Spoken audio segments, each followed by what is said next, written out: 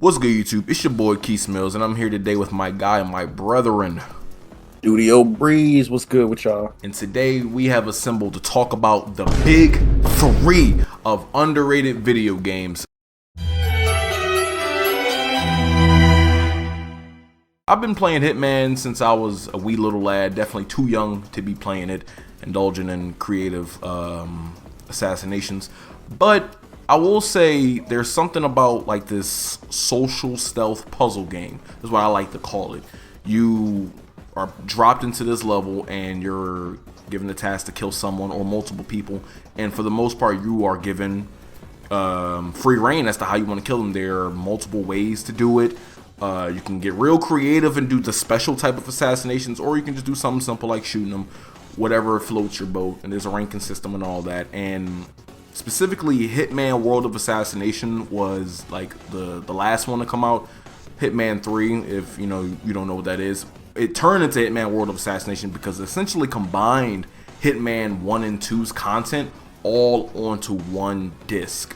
So you have Hitman 1 and 2 and 3 all at your disposal to play, as well as the content like the escalation contracts, the contracts where you're killing like celebrities,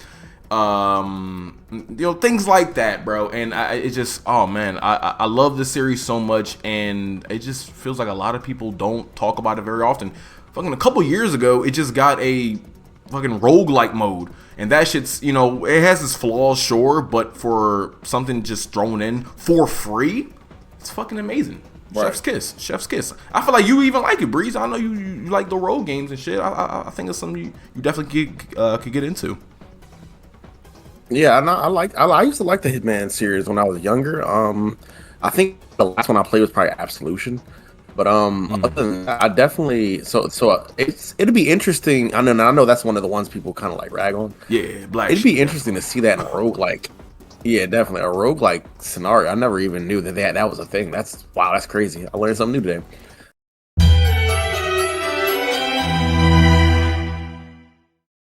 While I might not be the type to beat Souls-likes, I like playing them. I'm the type to buy them, play them for hours and hours, doing side content for days, and never actually just finishing the main content. I just love playing these games. Like, I played majority of them, to be honest. And this is one that was more catered towards me as an anime fan, which I really gravitated towards. And as well as the fact that the co-op was pretty easy to do and go into. Similar system to the Dark Souls franchise and whatnot. But honestly, I think it was just overall a great time. I love the aesthetic, very God Eater like aesthetic, and not so much Genshin Impact like a lot of anime games tend to be these days. But yeah, definitely love that, and I'm really excited for the sequel. The graphics, everything looks amazing, and it's one of those ones where you don't have to play the first one or beat the first one. It's like self-contained. So for newcomers, yeah, definitely watch out for that coming out on the 29th, I believe, of January. So yeah. Oh, yeah, that's what's up. Code Vein. Yeah, I remember we played a little bit of that, and at that time I wasn't into my Souls-like bag. So now that I've beaten multiple like since then, I really feel like I would enjoy that a lot.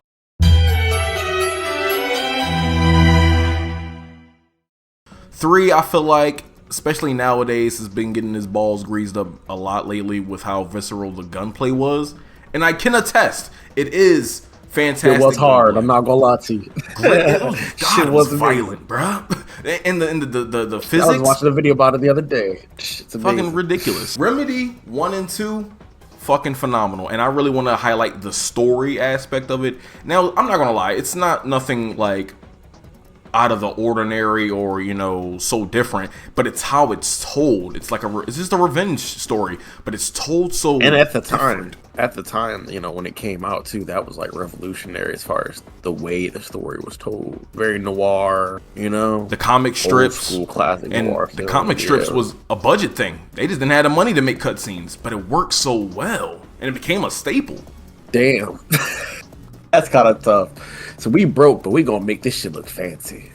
Like literally, the character models inside those comic books, they were family members and members of the team. The main dude the character who played for Max in those comic strips was the creative director and the creator of Max Payne. So it's just like, bro, it's going to get made regardless, and you can feel that passion in those first two Right. games.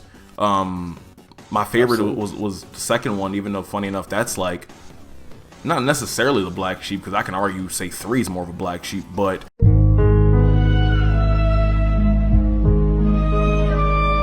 my favorite was the second one. It was just my favorite, and reason why it's underrated to me is just like those two aren't talked about or whatever at all. It's really Max Payne 3.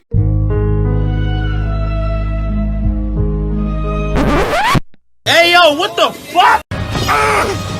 It should have been me, not him. It's not fair. And even though it's getting a remake, I don't see it necessarily. I don't see my boy Max Payne having new adventures. At most a remake of 3, but 3 was just such a departure that I don't know if they want to even, you know, entertain that. But yeah, shout out to Max Payne. Love you, dude. Take it easy on the pills, man.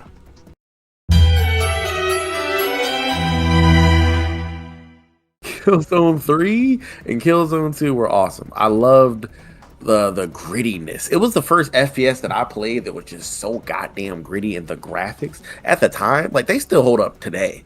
Like, you know, some people's rigs can't handle Killzone today, and it's such a beautiful game, so gritty. And the story, like, it once again, nothing too groundbreaking, but it felt like our version, the closest thing we had to Halo. You know, not super crazy sci-fi, but very more grounded gameplay, and it felt great. The 6-axis little gimmick thing too, with like opening certain doorways and doing certain mechanics, like with setting certain bombs and stuff like that. It was all cool. Like, it was like, for the time, Killzone revolutionary franchise, and it really sucks that Shadowfall just, like, you know, no pun intended, fell off and just did not hit the mark. Whereas the previous, oh my goodness.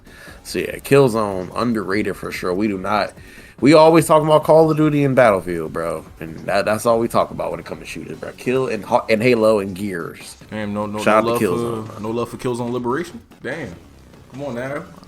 You talking about that PSP? The motherfuckers that had the PSPs back in the day. I played that too. But yeah, hey, that's a whole different game. No, yeah. That's Killzone Diablo.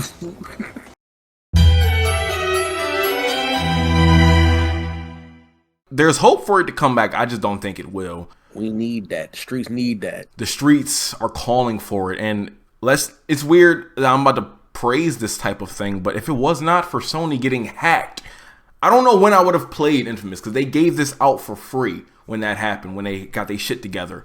And boy, I remember that.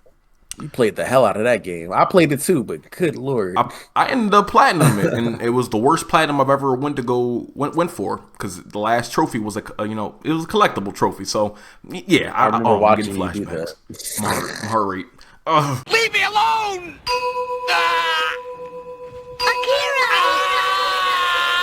The story with Cole McGrath and like the Beast and Kessler and all that was fucking fantastic, and I wish they kind of did a little bit more with that.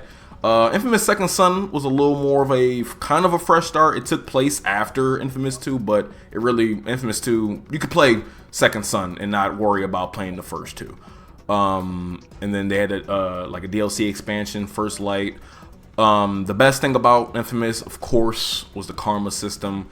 It was, at that time, could be wrong. Revolution. I've been saying that a lot. But no, but dead ass, it really was, because if I'm not mistaken, it came really out. Was. If not before, it 09? definitely came out around the time of The Walking Dead, the Telltale game. So they were fucking dominating that choice thing, bro. And I was making some choices. Gamers were eating that shit up. I'm not gonna lie to you. That encouraged the replayability. Like, it was already an amazing game, but like, that made you want to go through it to see what the dark version. Like, I had to do it at least twice. You'd get the different cutscenes, the different reactions, the different abilities. Certain abilities was different only for ending, evil. everything.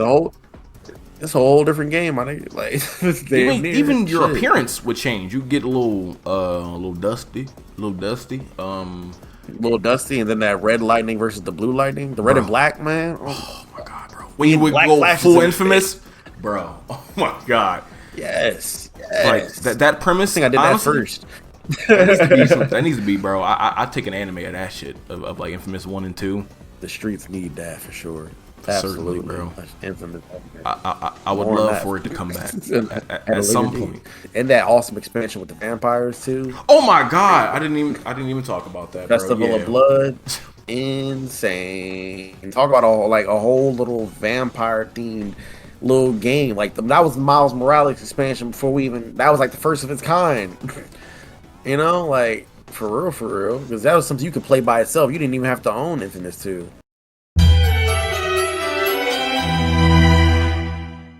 Jack is a goated franchise, and fuck Frontiers, Jack X Combat Racing, you're cool. But good lord, if it wasn't for Frontiers, I feel like honestly, Naughty Dog would not have just treated this franchise like the redheaded stepchild after Uncharted. Because by God, the sci-fi, awesome level of potential. I love the different weapons. It was Ratchet and Clank. It would have been up there with Ratchet and Clank. We still getting Ratchet and Clanks to this day. What the hell? I need a Jack and Daxter, please, bro. I need it. Jack and Daxter 2 was fire. The eco, once you got the eco powers, the dark eco, then once you got the Jack 3, you got dark eco and light eco. You're riding around in the desert doing races and jumping off of all types of crazy tracks and stuff. The gunplay was the melee. It was just so much about that game. It just really pushed the PS2 to the limit, bro. It was so good. I love the Jack franchise. Yeah, I love it. Is it a fair assessment to say that Jack 3 was like if you combine Mad Max with like Fable? Because like, bro, it's such a departure. Low from key, not a bad, one. not. Because it's sci-fi, and then it's got some fantasy shit with it, with the magic and all that stuff that they do. So yeah, no, low key, not too far off. I'd say not too far off. Yeah. Definitely the Mad Max vibe of Jack 3. Yo, good lord. So we out there really in the desert, like racing, and then also the combat race. It's not just races. Some of the cars, the customization on the different types of cars. You got power cars, you got speed cars, cars that are good at jumping, cars that good at like bumping into each other, cars that got better guns, explosives. So much customization just in that vehicular combat area alone. Jack is a goated franchise, and I would love to have a remake of the entire franchise. I'd play through Jack 1 remade if y'all gonna give me the whole franchise. Just give me the whole franchise, man. Come on, Naughty Dog. Y'all done with Uncharted. What else y'all got? Are y'all done remastering Last of Us 1 and 2 for the 18th time? Please. Remaster some other shit. Damn. Remake some other shit. Y'all gonna keep doing that. Yeah, you must have like not known that Naughty Dog are some like parents that like to abandon their children, because they abandoned Crash Bandicoot for Jack. They abandoned Jack for Uncharted. They abandoned Uncharted for Last of Us. They're now abandoning Last of Us for Intergalactic. Bro, that shit's never coming back. Not by them, at least. I was about to say, when that, yeah, right. Oh, good. Give it to Blue Point. Let's not get too far into that. Blue Point does great, actually. That would be a great company, yeah, because they did that Dark Souls one. That shit look beautiful. Good lord. Or was it Demon Souls, the remaster? I mean, my bad. Yeah, see, that was almost on the list. That shit is beautiful. In comparison to that old shit, beautiful. In comparison to that shit from 09, beautiful. Oh, that shit like a whole different game. That was almost on the list, but I'm like, it's too attached to the Dark Souls series. So by law, it's not underrated, but in my heart, it really is. Cause y'all, it should have been on the list, man. Fuck it. Honorable mention. Demon Souls, bro. Let us know what types of underrated games you guys like from your past, or even recent memory in the comments below. Let us know what other big 3 videos you want us to make. I'm Keys. And I'm Breeze. And the struggle art continues. Be breezy.